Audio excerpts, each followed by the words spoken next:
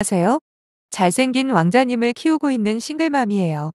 싱글맘이라고 하면 다짜고짜 불쌍하다고 생각하시는 분들이 많던데 사실 저는 요즘처럼 행복할 때가 있었나 싶을 만큼 만족하며 살고 있어요. 그래도 남편이 있어야 하지 않냐. 나중에 아이가 아빠를 찾으면 어떻게 하려고 하냐. 뭐 이런 말씀들을 많이 하실 텐데 이제부터 남편이 없는 지금이 왜 더 행복한지 말씀드려 볼까 합니다. 남편과 저는 오랜 시간 연애 끝에 결혼을 하게 된 케이스입니다. 제가 남편에게 빠진 여러 가지 이유가 있겠지만 그중에 가장 제 마음을 뺏은 건 바로 다정함이었어요. 저뿐만 아니라 주변 사람들에게 친절하고 웬만한 일에는 화도 내지 않는 세상 착해 보이는 그 모습이 참 좋았거든요. 거기다 세심한 성격 탓에 친구며 직장 동료 그리고 친척들까지 얼마나 잘 챙기는지. 남편을 아는 대부분의 사람들은 늘 남편에 대해 칭찬 일색이었죠. 하지만 이게 남편감으로는 그렇게 좋은 게 아니더라고요. 그때는 미처 몰랐네요. 연애할 때에는 남편의 근면성 실함과 고운 성품 때문에 청혼을 받자마자 바로 승낙을 했습니다. 누구보다도 믿을 만하다 생각했고 실제로도 결혼 초반에 시집살이를 당하면서도 제가 버틸 수 있을 만큼 좋은 남편이었거든요. 물론 결혼할 때 서로의 조건은 좀 달랐어요. 아무래도 남편은 군대도 갔다 와야 했고 학비 때문에 중간에 휴학도 하다 보니 졸업과 취업이 밀렸죠. 그러다 보니 정작 결혼할 당시에 모아놓은 돈이 많을 수가 없었습니다. 그에 비해 저는 집에서 부족함 없이 지원해 주시고 군대 문제나 휴학도 할 필요 없이 한 번에 졸업한 데다 취업 또한 운이 좋아서 한 번에 해결이 되었거든요. 그래서 결혼 자금을 제가 훨씬 많이 쓸 수밖에 없더라고요. 거기다 직장 생활을 먼저 하다 보니 월급 자체도 남편보다 더 많았어요. 하지만 남편은 그런 상황에서도 저한테 자격지심이 있거나 위축되기보다 오히려 항상 저를 응원해주는 든든한 남자였죠. 그런 남편을 저희 부모님도 어떻게 좋게 보지 않을 수가 있겠어요. 한 번씩 다른 사람들을 너무 챙기는 모습에 대해 불만이라도 털어놓으려 치면 늘 저희 부모님은 저를 오히려 나무라셨어요. 요즘같이 정없고 자기만 하는 인간들이 많은 세상에 우리 김서방 같은 사람이 어디 있냐며 능력도 좋지만 심성 착한 게 장땡이라는 말까지 하실 정도였거든요. 그래서 결혼할 때 결혼 비용과 혼수만 남편과 제가 모은 돈으로 하고 신혼집은 친정에서 해결해 주셨습니다. 남편은 죄송하고 또 감사하다는 말만 수십 번이나 할 만큼 저희 부모님에게 고마워했고 저희 부모님은 다른 건 하나도 안 바란다. 부디 내 딸 가슴 아픈 일만 없게 해달라고 부탁을 하셨네요. 문제는 남편이 아니라 시어머니였어요. 자세한 내막은 알 수 없지만 시어머니와 시아버지는 따로 사십니다. 남편에게는 누나가 한 명 있고요. 시아버지 같은 경우에는 결혼식 날을 제외하고는 한 번도 본 적이 없습니다. 그래서 시어머니와 시누이가 살고 있는 그곳을 시가라고 생각하고 지냈는데 보통 이런 상황이면 저희 집에 고맙다는 생각을 하는 게 정상 아닌가요? 그렇지만 시어머니는 저희 집에서 해준 모든 것들이 전부 안 잊고 오셨던 것 같더라고요. 틈만 나면 전화로 살림은 잘하냐며 잔소리하는 건 물론이고 남편 기죽이지 말고 잘못이라는 시대에 뒤떨어져도 한참 뒤떨어진 소리까지 하시는 겁니다. 처음엔 자식 걱정하는 부모 마음이라 생각하고 내내 대답만 하며 넘기긴 했어요. 근데 같은 소리도 한두 번 반복되다 보니 이건 아니다 싶은 거예요. 그래서 조심스럽게 한마디 했습니다. 남편은 잘 모셔야 하는 존재가 아니라고요. 부부가 동등하게 서로 존중해주며 가정을 잘 꾸려야지. 뭘 자꾸 모시라고 하시냐. 그런 말씀은 듣기에 좀 거북하다 했더니 이번엔 어른한테 말대답한다고 화를 내시더군요. 그날 처음으로 남편과 진지한 대화의 시간을 가졌습니다. 더하고 뺄 것도 없이 있는 그대로 시어머니에게 쌓인 불만을 이야기했죠. 남편은 즉시 저한테 사과를 하며 자기가 봐도 그건 아닌 것 같다 하대요. 그러면서 어머니에게는 확실하게 말씀드릴 테니 자기 얼굴을 봐서라도 한 번만 이해해달라 하길래 그날은 알겠다고 했습니다. 그런데 거기서가 끝이 아니었어요. 남편이 어떻게 해결했는지는 모르겠지만 일단 시어머니가 전화로 제 신경을 긁는 일은 얼추 사라지긴 했습니다. 하지만 이제는 시가의 얼굴 보러 가는 문제로 또 트집을 잡으시더라고요. 퇴근하고 한 번씩 와서 얼굴도 좀 보여주고 하지 뭐가 그리 바빠서 통 오지를 않냐 하시면서요. 근데 이게 말이 쉽지 생각처럼 그리 간단한 문제가 아닙니다. 저희 신혼집에서 시가까지 차로 왕복 3시간이 걸려요. 거기다 퇴근 시간 교통정체까지 고려하면 시가에 다녀오는 날은 거의 12시가 넘어서 돌아올 텐데 그럼 다음날 출근은 어떡하라는 건지. 그래도 아예 모른 척 살 수는 없으니 주말에 한 번씩 시간 내서 찾아뵙긴 했습니다. 물론 시가에 가면서 공주 대접을 받으려거나 아무것도 안 하고 손님처럼 받기만 할 생각은 없었어요. 꼬박꼬박 반찬들도 직접 해서 싸가기도 하고 갈 때마다 용돈도 좀 챙겨드리고 했는데 시어머니는 마치 저를 가정부 취급을 하려고 하시더라고요. 없는 일도 만들어서 시키는 느낌이랄까요? 정말 남편만 아니었다면 진작에 싫다고 뛰쳐나왔을 테지만 왜 그렇잖아요. 시자만 들어가면 멀쩡한 사람도 이상해진다고요. 거기다 제가 청소나 설거지라도 할라치면 늘 남편이 옆에서 도와주려 노력하길래 어차피 시가에 자주 오는 것도 아니니 괜한 분란 만들지 말자는 심정으로 웬만한 건 모두 다 들어드렸습니다. 저보고 등신 같다고 하실지도 모르겠지만 막상 결혼 생활이라는 게 생각해야 할 게 정말 많더라고요. 결혼 전엔 몰랐어요. 남편과 저 사이의 관계만 중요한 게 아니라 그 주변의 많은 관계들이 마치 거미줄처럼 얽히고 설켜 있잖아요. 예컨대 남편이 저희 부모님에게 하는 거랑 제가 시어머니에게 하는 것들이 아주 섬세하게 연결돼 있기 때문에 제 마음에 조금 안 든다고 멋대로 막 하기가 애매하더군요. 그렇다고 수틀리면 그냥 이혼하고 말지 뭐 하는 생각은 듣기에는 시원시원해 보여도 현실과는 많이 다르다고 생각합니다. 물론 그렇다고 제가 참고 인내한 게 모두 잘했다는 건 아니고요. 어찌됐든 남편에게 배신을 당했고 결국 이혼하고 싱글맘이 되었으니까 말이죠. 그 부분에 있어서 충분한 반성은 하고 있습니다. 아무튼 그렇게 위태위태한 시가 방문을 하다가 결정적으로 아예 발길을 끊어야겠다. 결심한 일이 있는데 하루는 시어머니가 저한테 손빨래를 시키는 게 아니겠어요? 그것도 자기랑 시누이의 속옷을 말이에요. 솔직한 말로 지금까지 저한테 해왔던 모든 것들이 시집살이라고는 생각 안 합니다. 세상에 완벽한 사람이 어디 있겠어요? 저도 그렇고 시어머니도 마찬가지겠죠. 그래서 조금 안 맞는 건 시간이 지나면 알아서 맞춰지겠지 하며 참고 지나간 것도 있습니다.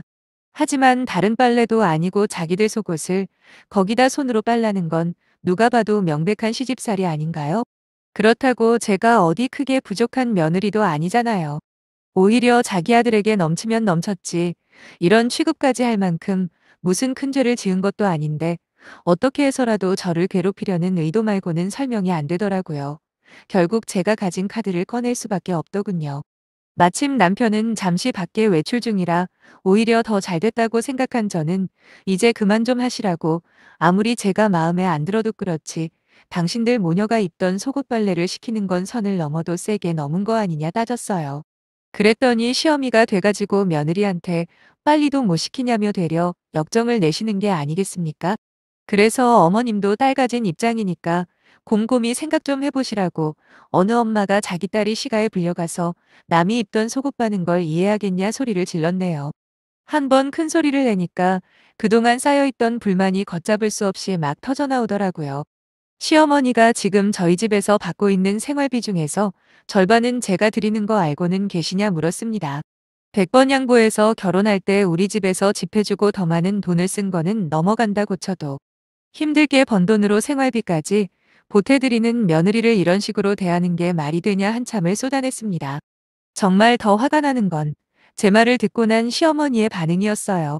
미안하다 사과는 못할 망정 태어나서 한 번도 들어보지 못한 험한 말을 하시는 겁니다. 요점은 딱 하나죠. 논리적으로 제 말이 맞으니 그에 대한 반박은 못하면서 돈 가지고 유세 부린다는 말만 반복해서 하더라고요. 결국 저는 못 참고 할 수 있는 가장 강한 카드를 꺼내야만 했습니다. 시어머니에게 그랬어요. 자꾸 이렇게 못 살게 구시는데 내가 어머님의 어떤 부분을 보고 생활비를 지원해 드릴 수 있겠냐고요. 저라고 돈이 흘러넘쳐서 도와드리는 거 아니다. 이제 아이 생기면 나도 이리저리 돈 엄청 들어갈 텐데 그래도 사랑하는 남편 어머니이니까 고생 좀 덜 하시라는 차원에서 드리는 거지. 자꾸 이런 식으로 저 힘들게 하면 이제 못 도와드린다고요. 갑자기 생활비를 끊겠다는 제 이야기에 시어머니는 무척 당황하신 듯했고 자기 방에서 조용히 저희 대화를 듣고 있던 시누이가 나오더니 지금 자기 집 부족하다고 무시하는 거냐며 저한테 삿대질까지 하는 게 아니겠어요? 정말 어이가 없었어요. 왜 며느리는 항상 죄인이라고 생각을 하는 걸까요? 따지고 보면 자기들도 여자잖아요. 한 명은 이미 누군가의 며느리였고 또 한 명은 앞으로 며느리가 될 입장인데 도대체 무슨 심보인지 알 수가 없더라고요. 아무튼 전 제 할 말 다 했으니 집으로 간다 하고 나와버렸고 나중에 집에 돌아온 남편에게 선언해버렸습니다. 더 이상 시가에 안 갈 거라고요. 당신이 자리에 없어서 잘 모르겠지만 내가 무슨 꼴을 당했는지 아냐 하면서 막 몰아붙였어요. 그랬더니 남편이 제 손을 잡으며 자기가 대신 사과한다고 하는 거예요. 그러면서 앞으로 시가에 가게 되면 자기 혼자 가겠다고 약속했습니다. 그 이후로 실제로 전 시가로부터의 고통에서 벗어날 수 있었어요. 사실 시가 문제만 제외하면 스트레스 받을 일이 딱히 존재하지 않았거든요. 그래서 그런가 곧 임신을 했네요. 참고로 앞으로 생활비 못 준다 큰 소리치고 나오긴 했지만 어차피 제가 안 드리면 결국 남편이 혼자 부담해야 했기에 얼굴 안 보는 것만 해도 다행이라 생각해 생활비는 꾸준히 드렸어요. 그렇게 제 결혼 생활이 안정감을 찾고 아이에 대한 행복한 상상만을 하고 있을 때 전혀 예상치 못한 일이 생겨버렸죠. 믿었던 남편이 제 뒤통수를 아주 세게 때려버리더라고요. 사회생활이라고는 중소기업 3년 정도 다닌 게 전부인 시누이에게는 오래전부터 입버릇처럼 말해온 꿈이 있는데 그건 바로 언젠가 자신이 직접 창업을 해보고 싶다는 거였죠. 한창 시가에 들락날락할 때 툭하면 창업하고 싶다 창업하고 싶다 노래를 부르는 시누이를 보면서도 그게 저와 무슨 상관이 있나 싶었습니다. 그런데 어느 날 남편이 저한테 그러더라고요. 시누이가 창업자금 마련해달라 고집을 부려서 본인이 보증을 서줬다고요. 솔직히 보증을 서준 것도 어이가 없는데 그걸 저한테 저렇게 당당하게 고백을 빙자해서 얘기하는 건 더 어이가 없었습니다. 너무 화가 났지만 일단 늦기 전에 이 사태를 해결해야겠다는 마음으로 남편 끌고 정말 오랜만에 시가로 찾아갔죠. 아직 시작도 안 했으니까 빨리 물으라고요. 남편은 제가 이런 반응을 보일지 몰랐는지 끌려온 채로 난처한 표정만 짓고 있었고 시누이는 자기 한번 믿어보라면서 저를 설득하기 시작하더라고요. 저는 시누이에게 사업을 하던 뭘 하던 다 좋은데 거기에 내 돈이 들어가는 건 절대로 용납할 수 없다고 말했습니다. 그리고 더 열받는 건 어차피 나중에 돈은 내 주머니에서도 나갈 텐데 그걸 나한테 한마디 상의도 안 했다는 거라고 했죠. 그러니 당장 보증 선고 취소시킬 거라고 말하고 있는 와중에 그때 시어머니가 저한테 소리를 치시는 거예요. 니네 집 돈도 많은데 보증 하나 서줬다고 이 난리를 치냐고요. 더 들을 가치도 없더군요. 얼굴 못 보고 지낸 그동안 어느 정도는 좀 바뀌신 줄 알았는데 그대로였으니까요. 그래서 저는 단도직입적으로 남편에게 물어봤습니다. 보증 서준 거 취소 안 하면 이혼할 거라고요. 그런데 남편 표정이 일그러지더니 이내 저를 비웃듯이 대답하는 게 아니겠어요? 여자 몸으로 혼자서 애 키우는 게 보통 일인 줄 아냐? 괜히 일 크게 만들지 말고 잊지 말라고 말이에요. 전혀 딴판이 된 남편의 모습에 치가 떨렸습니다. 겉으로는 착한 척하면서 본심은 이런 인간인 줄도 모르고 지금까지 남편이라고 챙겨주며 살아온 제가 너무 바보 같더군요. 저 역시 똑같이 비웃어주며 남편이 했던 말 그대로 돌려줘 버렸습니다. 누가 애 키운다고 그랬냐? 양육비 줄 테니까 네가 직접 키우라고 말이죠. 호라비로 애도 키우고 네 동생 대출금에 니네 엄마 생활비까지 어디 한번 뼈 빠지게 돈 벌어보라 하고 그 길로 짐 싸서 친정으로 와버렸네요. 제가 세게 나가니까 남편도 이건 아니다 싶었는지 또 사과를 하려 하길래 이미 난 마음 떴으니 나중에 애 낳고 애나 데리고 가라고 했어요. 그러니까 자기 혼자 어떻게 다 감당하라고 그러는 거냐. 애한테 엄마가 없는 게 말이 되냐고 손이 발이 되도록 싹싹 비는데 그때 깨달았습니다.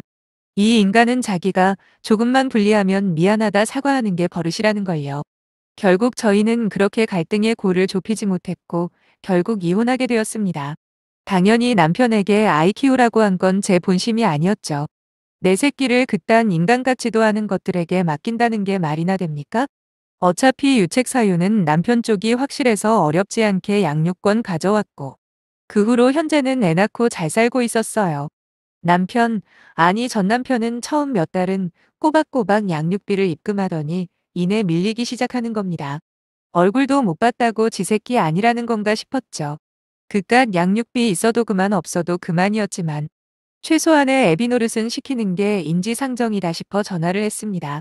그랬더니 묻지도 않은 이야기를 해주는데 창업하겠다던 시누이는 제대로 사업을 시작하지도 못하고 인테리어 공사 단계에서 사기를 당했다고 하더라고요. 결국 돈을 돌려막느라 사금융까지 손을 뻗었다면서 지금 자기 집안 꼴이 엉망이라고 또 저한테 미안하다. 그때 네 말을 들었어야 하는데 라면서 울먹울먹 거리는 거예요. 더 들어봐야 허튼 소리만 할 것 같아서 그건 내가 알 바 아니니까 애 양육비나 밀리지 말고 입금하라고. 안 그러면 강제로라도 받아낸다 말하고 전화를 끊었습니다. 그 후로 가끔씩 전화가 오긴 하는데 처음에 몇 번 받아주다가 나중엔 안 받고 있네요. 다행히 양육비는 그 후로 밀리지 않고 꼬박꼬박 주는 걸 보니 어떻게든 살고는 있나 보다 생각하고만 있어요. 사실 양육비야 없어도 그만이지만 그 돈은 우리 아이 앞으로 차곡차곡 모아주고 있습니다. 혹시 모를 미래를 위해 아이에게 비상금을 만들어주는 거죠. 아주 가끔은 저를 싱글맘이라고 따가운 시선을 보내는 사람들도 있지만 대체로 응원하는 분들이 훨씬 많고 그런 걸 떠나서라도 사람 대접도 안 해주는 시가와 거기다 시누이가 싼 똥 치우면서 살았을 걸 생각하면 지금 이 순간이 얼마나 행복한지 모릅니다. 우리 애를 생각해서라도 강한 엄마가 될 거예요. 그럼 못난 저의 사연을 읽어주신 분들 모두 정말 감사드립니다.